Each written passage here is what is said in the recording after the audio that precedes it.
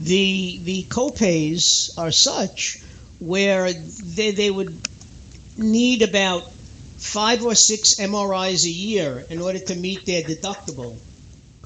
Okay, they have to spend about $7,000, $8,000. That's what I'm saying. Well, the average MRI. Well, that's right now under the Obamacare. Yeah. That's not the Ryan Care. Yeah. So what good is a plan that you can't use, Doc? That's why I'm.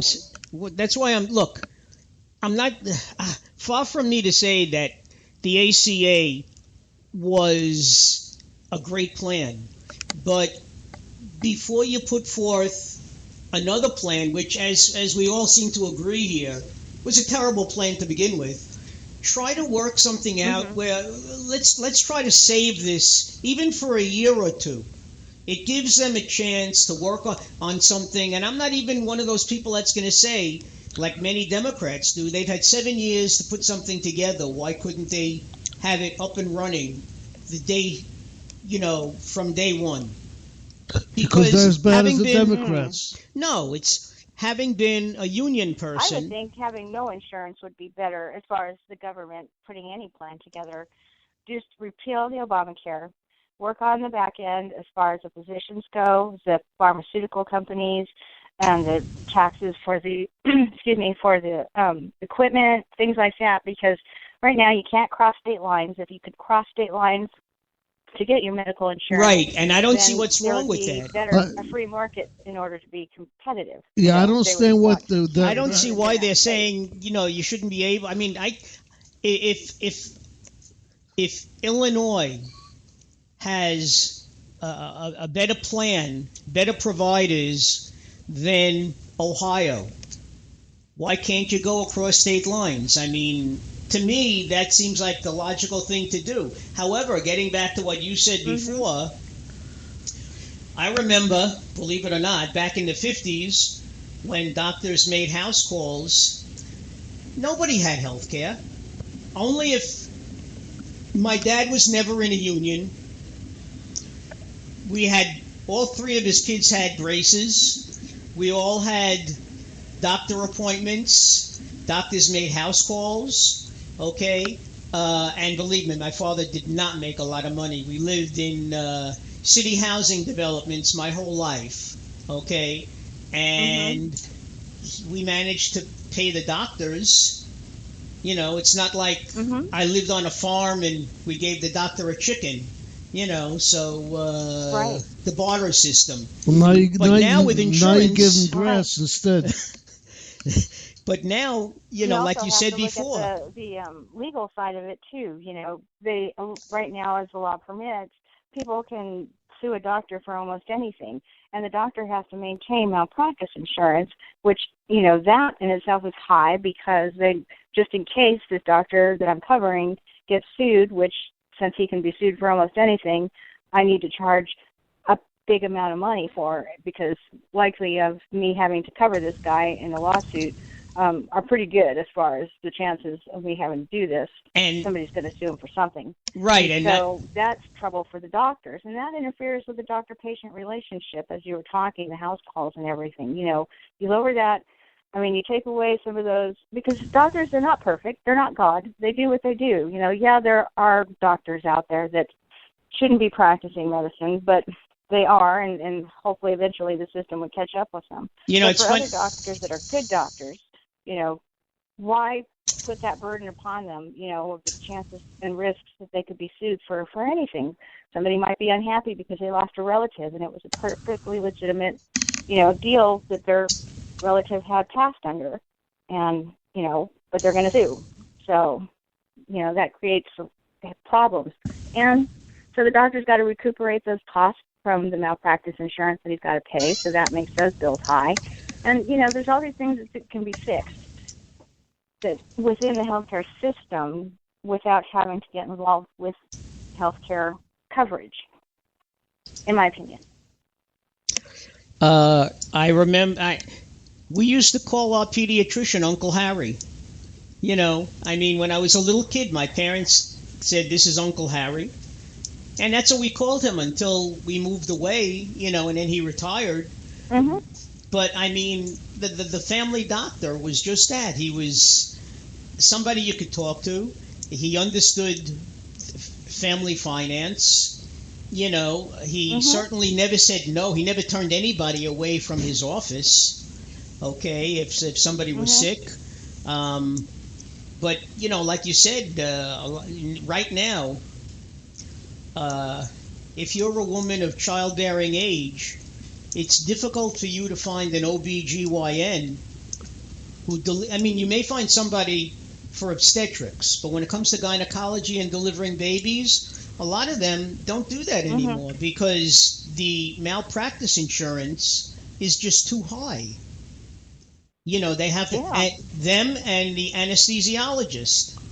You know, well, nobody likes anesthesiologists anyway because when you wake up from surgery, their bill is generally pinned to your pillow, so you know how much you owe them already.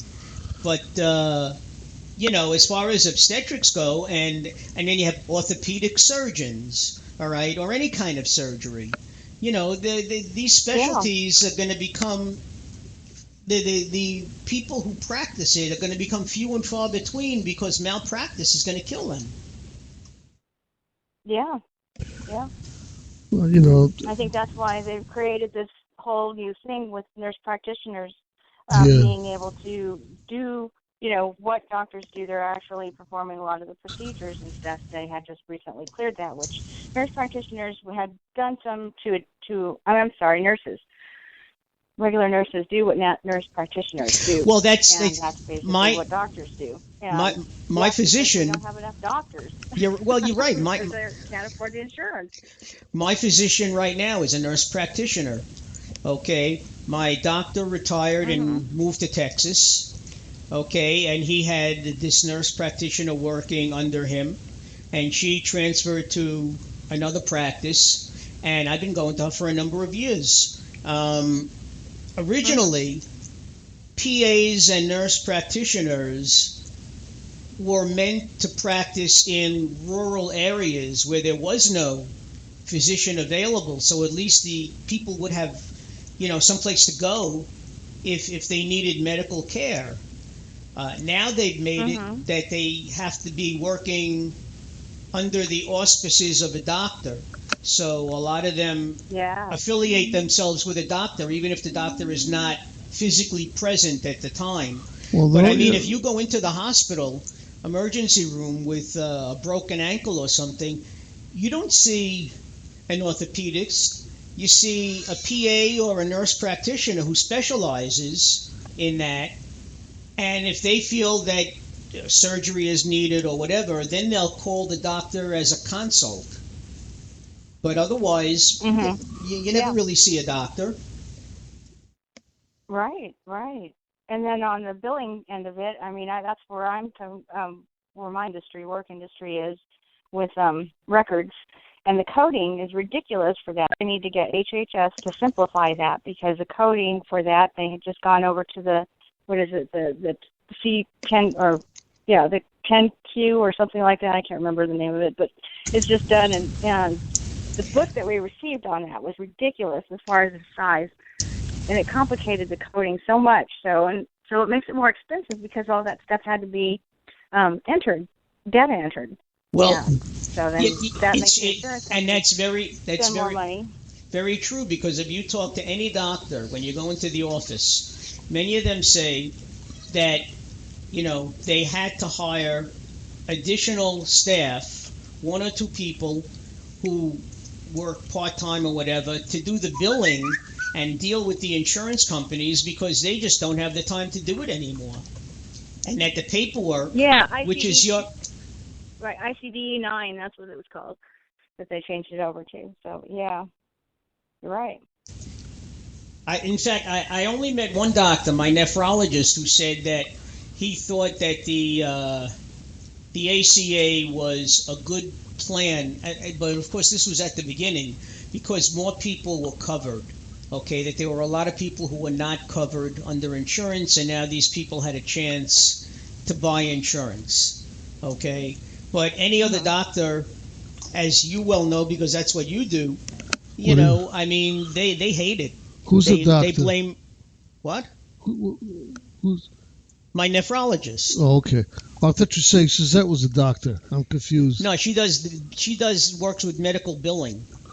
Oh, okay. So she's very familiar with all this stuff. In fact, if they wanted, she could work 50 hours or 60 hours a week. I'm sure. It wouldn't be a problem. Yeah. Is your hand? That's right. Is your husband standing by you now?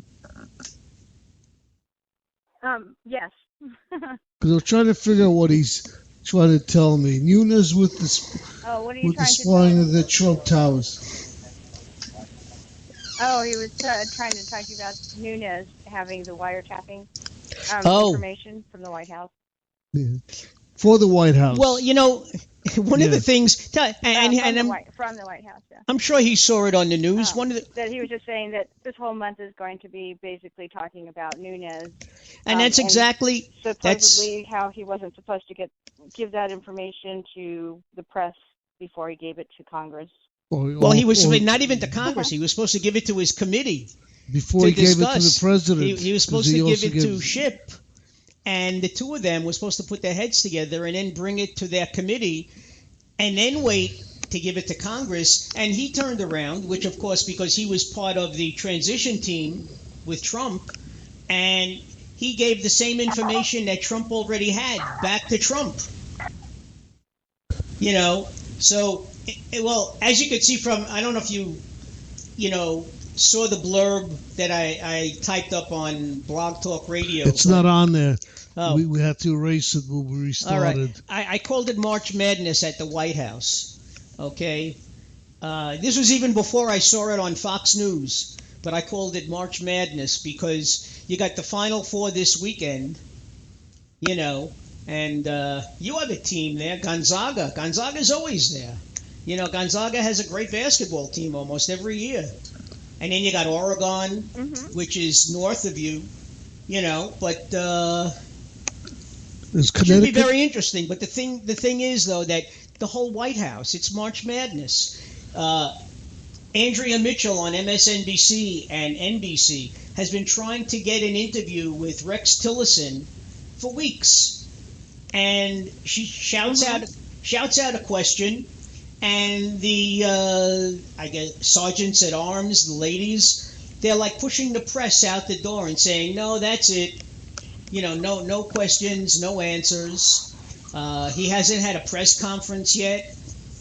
The only information we get out of the White House is Donald Trump's tweets every morning at 6:00. And I feel sorry for Sean Spicer. I really do. Because he's trying to placate and play to his audience, which is one person, and that's Trump. And the guy changes his mind. What if I were to tell you that those press conferences weren't being aired on any of the channels, NBC, CBS, ABC, any of those, that they're actually the only place you can find them is on C-SPAN? I came across that the other day. I was like, is that right? So I immediately really, I'm going to have to start listening then to C-SPAN. The other local news organizations, and they did not air it. It's like, is that right? Well, the first thing that people are going to say, let's face it, is, what are you trying to hide? Look, I'm not talking fake news or real news. I'm just saying in general, when you try to block the press from doing their job, it must be because you have something to hide. Okay, so what are you hiding? If you have nothing to hide, then open it up.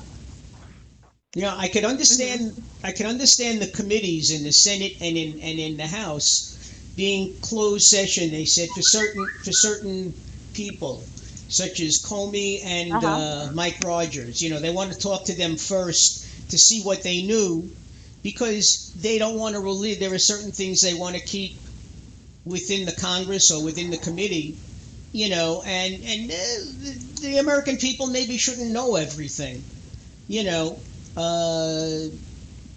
but at least, answer some questions, because it's just so. It's almost a comedy watching Sean Spencer at 12 o'clock every day.